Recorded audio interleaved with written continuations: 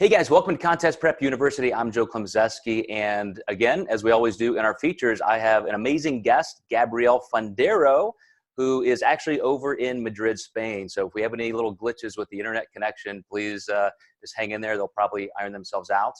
And we're just meeting for the very first time. We logged into this call, said hi, and here we go. So we're going to get to know each other through this whole podcast as well. Absolutely. It's great to be here from across the pond. Okay. And what you may be surprised to know is you are not the only poop expert in the industry.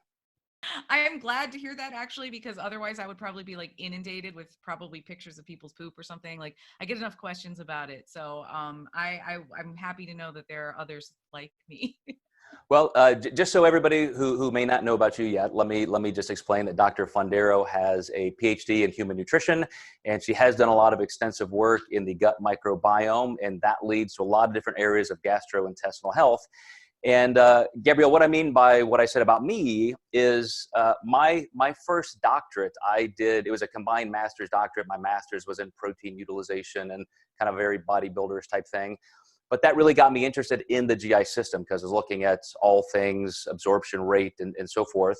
And I ended up going, into, out of necessity, there's always a reason for this, but I ended up doing my first dissertation in the nutritional management of inflammatory bowel disease.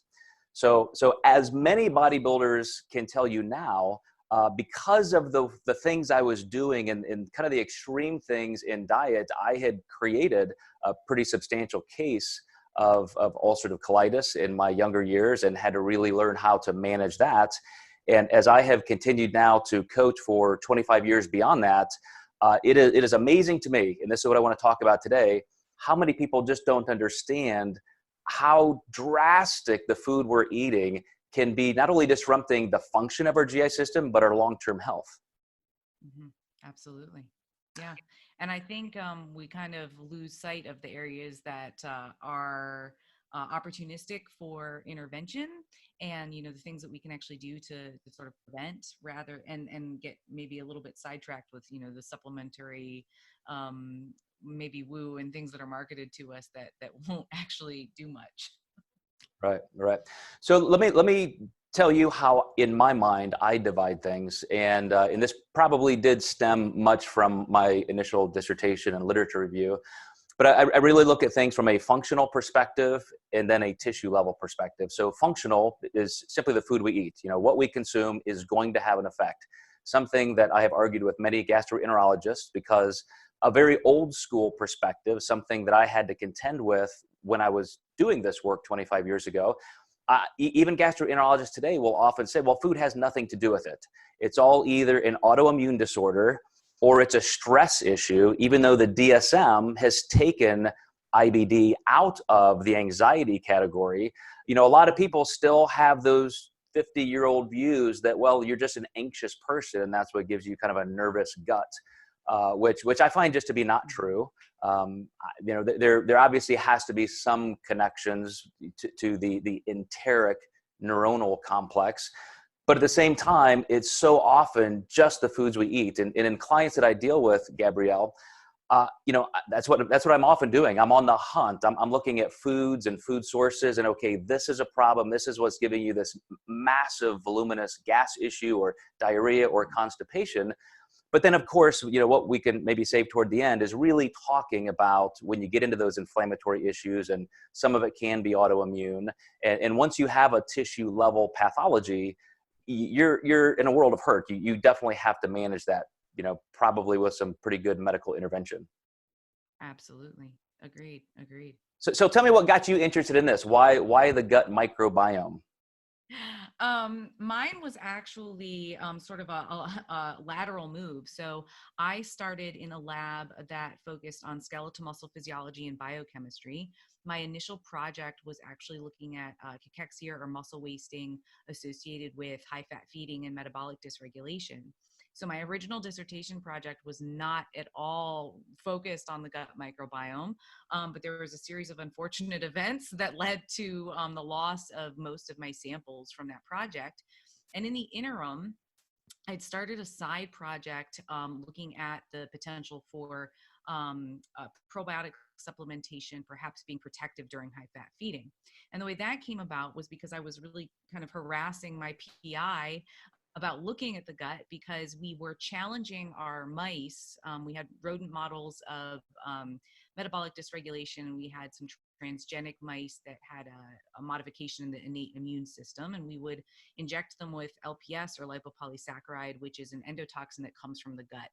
And I thought, well, if we know that LPS can induce this metabolic dysregulation, characterized by metabolic inflexibility in the skeletal muscle. So we would find that the skeletal muscle became insulin resistant, and also less apt to fully oxidize fatty acids.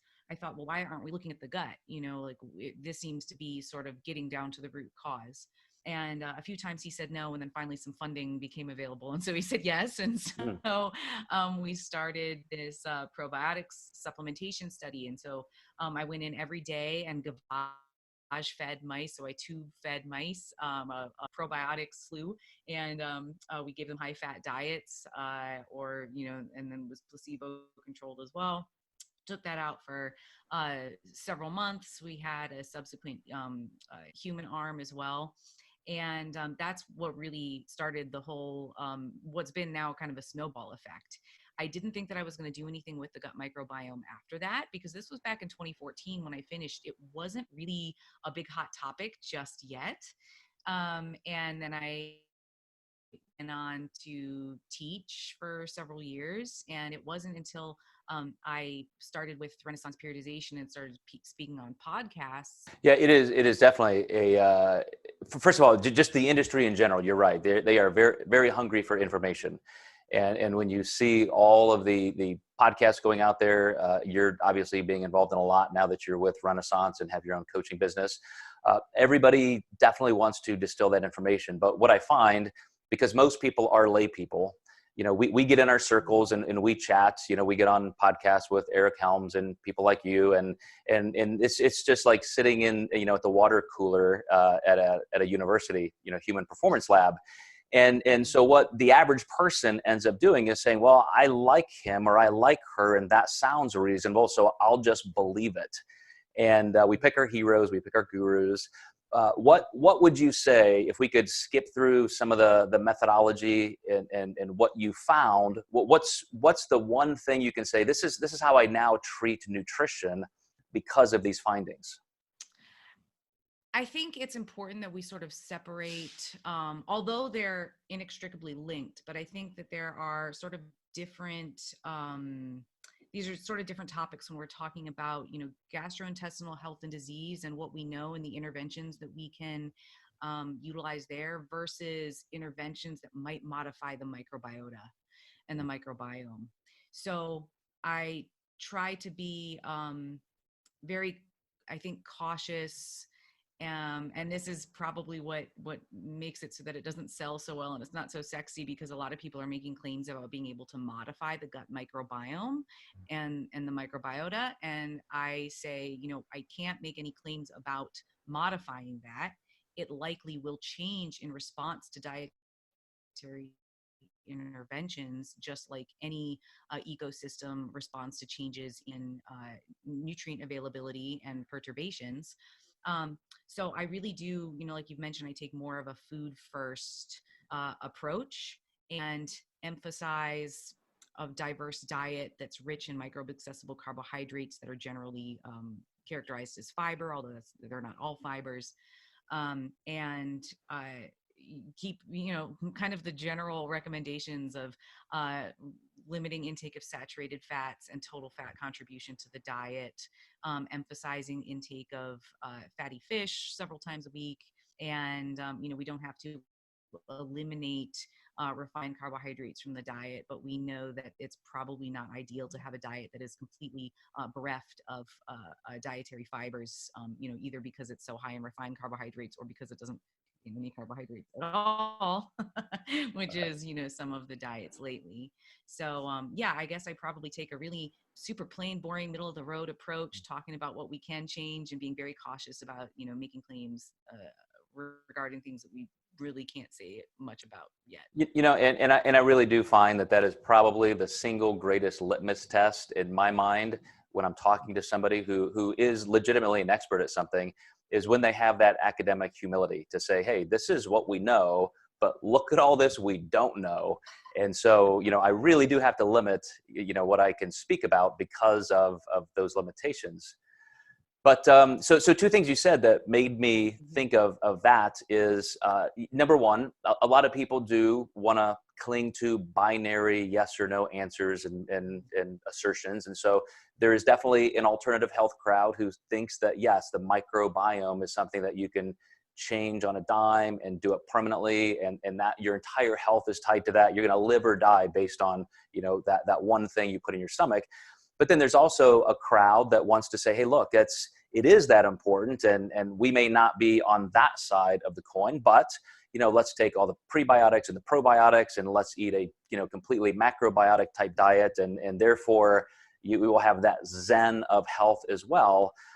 So you know, just one more time, if you could say, you know, exactly what you think we can affect, like how quickly and how long term, and maybe just what we know from a research standpoint of how transitional the gut microbiome is. Hmm. Well, so I want to give you an example. I just actually attended a couple microbiome conferences, and I brought up the trend of the carnivore diet, and really none of the researchers even knew what that was. So just to give you an idea of sort of how out of touch we are on the internet versus what the researchers are actually up to lately. So how, to what extent can we modify the microbiome? Well, when we look at longitudinal studies, it looks like about 60 to 80% of the taxa of the organisms, as we can identify who's there, seem to be stable over time. But we might see functional changes, so changes in gene expression at the activity of the microbes, in as little as the time it takes to run a marathon. So they have seen functional changes that occur that quickly. And sometimes, you know, if we're only looking at who's there, which is what we usually see with our completely on the functional changes and also on the microbes that aren't identified by 16S data. So, or 16S techniques.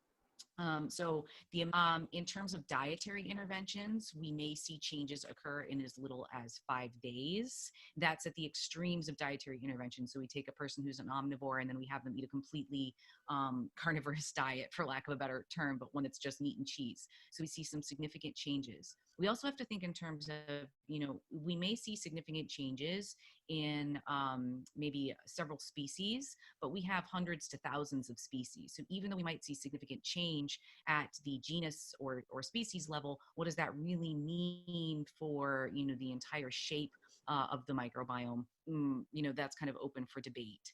Because we know also that even though we may see small changes in taxonomy, we can actually see some significant changes in functionality, and vice versa. We may see that the function stays relatively the same despite changes in who's there, because they'll have some sort of functional redundancy, which is actually quite beneficial. So even though people really want to be able to modify the microbiome and the microbiota, it's actually kind of a good thing that it's not so fickle, that it changes so readily, and that it is resilient. That's really one of the markers of sort of what we consider to be a healthy microbiome, even though there's not really one profile for that. But resiliency seems to be a good thing. Yeah, and one of the things that I find true almost in every scenario, every issue you can look is, you know, we're always looking for the holy grail. What is the right thing to do? What is the wrong thing? And I often find that there is a collection of variables, and because, as you mentioned, gene expression and heritable traits, and even environment and context, you know, somebody may be really, really prone to this or that. Somebody may have such lactose intolerance, or you know, your work with lipase. You know, or lipids. There are ways that you know, some people are going to respond that others won't. So let me give you two stories, and then I want you to tell me how you as a coach would intervene with a client who presents some complex perhaps issues. I remember meeting with a client one time who had told me, look, I have ulcerative colitis and I've had it for 14 years. I have not had a solid bowel movement in 14 years. I run to the bathroom with fecal incontinence 20 to 30 times a day. the stool is full of blood every time. And my gastroenterologist says there's just nothing we can do. We're just going to scope you until you end up with colon cancer, and then we'll take it out and you'll be done. And I said, hang on, like, time out. Your gastroenterologist said there's nothing, like food has no impact. And I said, give me just a little time, because as you said, Gabrielle, functionally, especially after 14 years, it's going to take a little time. We're down to the histological level of change. Mm-hmm. And the way I modified her nutrition, or suggested she do it, within 30 days, she was having one solid blood and mucus free stool every single day and never looked back. And that is certainly not a cure. Once you have a tissue level complexity like that, you're always going to have to watch. But I also had another friend who, with some irritable bowel, just pain, bloating, all this stuff, she thought the answer is to just eat better. So if I just eat more raw broccoli and healthy foods, get all of the processed stuff out, and of course that just made her 10 times worse, because she obviously cannot digest that. So I have kind of a two-part question. Number one, when you see somebody with even something as mild as just gas and pain and bloating that may be new to them, how do you put on your CSI microbiome hat and figure this out? And then what are some of your general recommendations of this is how we can eat to prevent those issues at large? I think one of the most effective interventions and evidence-based interventions that we have for some of the symptoms of IBS and even non-IBS, severe gas and bloating that many competitors and just sort of health-wise people experience would be the low FODMAP diet. It's not a long-term diet, but it is a 3-phase approach designed to really reduce the load of fermentable fibers in one's diet, systematically test them back in specific categories, and then reintroduce to the greatest extent possible. So the individual can then determine their personal tolerance to both the types and amounts of those fermentable carbohydrates, so that they can get back to eating a really nutrient-dense, varied diet and return to adequate fiber intake. So that's one that I have seen that's been incredibly effective, especially for individual stools. And, they're eating a lot of nutritious foods. They're eating avocados and apples and cruciferous veggies and things that are just so high in FODMAP content. Now, it does change the microbiota, so we do see reductions in beneficial bifidobacteria and can lead to reduced fiber intake. So again, it's not something that's meant to be done long term. It is just a really systematic and evidence-based elimination type of diet. So that's one that I use fairly commonly. After first, asking for a person's common symptoms, getting a food diary, we look at this together. There are different ways that you can implement that diet too. So not everyone has to go through the same really intensive approach. I have had one client that, we only took out apples and wheat bread and test them back in, within a few weeks, she felt so much better. If a person's presenting with really severe symptoms like that, I always will recommend that they seek out, a second opinion. And in some cases, I'm just going to refer them to like a really good GI dietitian that I know, just, for sort of scope of practice and, because they can provide MNT and may be able to collaborate with other practitioners in ways that are best for them. And then in other cases, aside from, looking at dietary modifications to sort of reduce some of the common triggers, looking at lactose intake, it might be appropriate to look at, ways that we can enrich the diet a little bit. So can we add some more fatty fish to increase omega-3 fatty acid intake? There can sometimes be application of certain fiber supplements that are not readily fermentable, but can add mass to the stool and help it solidify. So things like methylcellulose or chia seeds, flax meal, those things can help as well. And I don't rely super heavily, obviously, on a lot of supplements.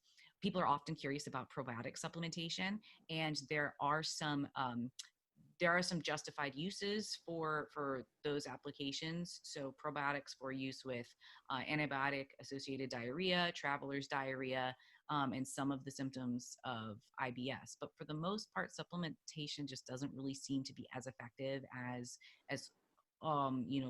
like whole diet interventions. And then obviously looking at other lifestyle factors like sleep and stress, because even things like yoga and meditation and cognitive behavioral therapy can help with some of the symptoms of IBS. Mhm. Yeah, I could not agree more. And a lot of people, don't understand exactly what that low FODMAP diet is. So fermentable, meaning that anything that we consume, in the carbohydrate family that gets into our large intestine and is not digested, but is fermentable, that means the anaerobic bacteria are going to essentially digest that. And the byproduct is methane gas. And so obviously you're going to have bloating, constipation, or not constipation, perhaps, but some distension and some pain and all of that. But that is what can lead to kind of the next step in that tissue level pathology, which is inflammation. The submucosal lining, the mucosal lining, all of a sudden you get disruption there. And just like if you have any injury, if you had a cut on your arm and you just kept rubbing that or scraping that, it's never going to heal. Well, once the tissue of the intestines get inflamed, they want to get rid of that stuff that is coming in contact, and so you can end up with diarrhea. You can end up sloughing off your mucosal lining, end up with ulcers and so forth. So this is why I think it's so dramatically important. I mean, I cannot think of too many things in our industry that are so overlooked, but they can have lifelong impact on people's health, not just to the GI system. So I love that we're having this conversation. I love that you are just exploding into the industry because it is definitely a sub niche in terms of people's knowledge in this area. But once you, well, first of all, let me back up and ask this. Because of some of the foods and the practices we see in this industry, where it's maybe a lot of protein powder, maybe things like even just an inordinate amount of branched amino acid use, even just the collection of other supplements, a lot of times that alone creates a lot of disruption in the GI system. And when you get chronic diarrhea or things like that, it's going to lead to some of those other issues. So do you have other recommendations that you tell people, number one, in general, number two, if you're having some GI issues, here are the next steps. We talked about the low FODMAP, but what else do you do? I mean, it really is person specific. I would say I've had, fortunately, a great deal of success with really the most sort of basic interventions. Um, if, yeah, I mean, I can't think of many other things that I've had to apply on top of those, or specific, I don't want to say restrictions that I've recommended. In most cases, people are just taking a whole slew of, supplements that, at worst might cause some GI distress. At best, probably just aren't doing anything. So I always, want to ask first why the person is taking a supplement and if that has been beneficial to them. Now, there are some that are just going to pull some water into the gut, most likely things like beta alanine, L-citrulline, creatine, because they have osmotic activity, can pull water into the gut. If people are using a lot of caffeine as well, that increases GI motility. So usually we have a discussion about, the cost versus benefit of those items. And, can we move down to the lowest effective dose? And if that still is causing a problem, then perhaps it's best to just remove it, in light of the fact that a very small improvement in performance might not be worth the reduction in quality of life and even nutrient absorption. So things like that can certainly make quite a difference. And then also just in terms of nutrient timing, especially around exercise, usually things like avoiding fructose and fiber and fat. I say like the 3 F's, you want to avoid those before and during, and, even sometimes right after a bout of exercise. There's really mounting evidence now that extreme endurance exercise, especially with a lot of heat stress, can really induce GI distress and intestinal permeability. And that can be debilitating because it really does seem to also reduce protein absorption post-workout. So, those things I think it still kind of gets down to me, it seems really sort of basic, just sort of nutrient timing interventions and just sort of limiting, some of the things that we know have obvious osmotic activity. And, there's, I think, a lot of talk about like the concern about like leaky gut and things like that, but chances are that most people, especially if you are, you know, a very lean competitor and things like that, and you're an athlete, you know, you're not going to have chronic leaky gut. It's more that you would see intestinal permeability around your workout. And in most cases, you probably will have, I would say, a reduced risk of a leaky gut or intestinal permeability based on our known risk factors at this time. Yeah, again, I just have to agree with everything you're saying. It is so case to case. You know, somebody may need to reduce fiber, somebody may need to increase it. There are all those heritable traits and all that. But so setting that aside for a moment, I do want to close out because I'm sure you're just always talking about this. Let's change the topic so you can do something a little bit more fun. You're not only becoming a nutrition expert voice in this industry, but you are a nutrition coach. You're working with Renaissance Periodization. What kind of clients do you like? If people are watching this right now and say, man, I kind of like her, she's smart, or maybe I actually do have, you know, a GI question and need that kind of expertise. What kind of clients do you like to work with? Who would you like to reach out to?